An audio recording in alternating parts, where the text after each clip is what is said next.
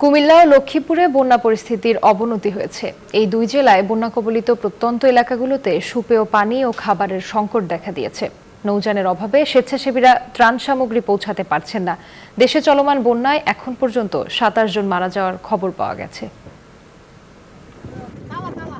দক্ষিণ পূর্বাঞ্চলে কুমিল্লা, লক্ষ্মীপুর ও নোয়াখালীর বন্যা পরিস্থিতির ফের অবনতি হয়েছে। নতুন করে প্লাবিত হয়েছে জনপদ। আরএফএল কিচেন সিঙ্ক, স্বাস্থ্যকর কিচেনের চিরস্থায়ী সমাধান। কুমিল্লার ১৭টি উপজেলার মধ্যে ১৪টি এখন ভাসছে বানের জলে। পানিবন্দী রয়েছে ১২ থেকে ১৪ লাখ মানুষ।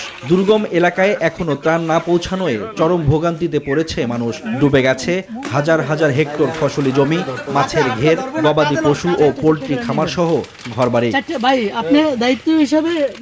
একই পরিস্থিতি লক্ষ্মীপুর জেলায়।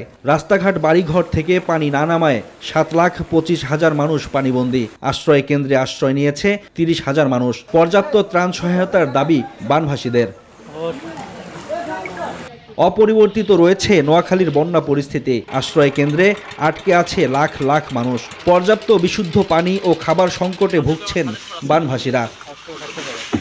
দেশে চলমান বন্যায় এখন পর্যন্ত ২৭ জন মারা যাওয়ার খবর পাওয়া গেছে, আর ৫৬,১৯,৩৭৫ জন মানুষ ক্ষতিগ্রস্ত হয়েছেন। সরকার সবাইকে সমন্বিত করে বন্যা ত্রাণের কাজ করছে।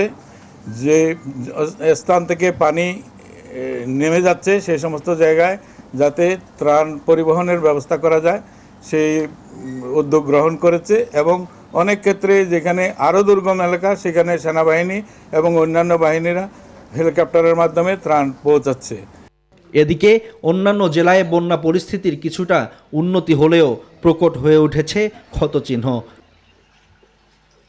Desk report, news 24।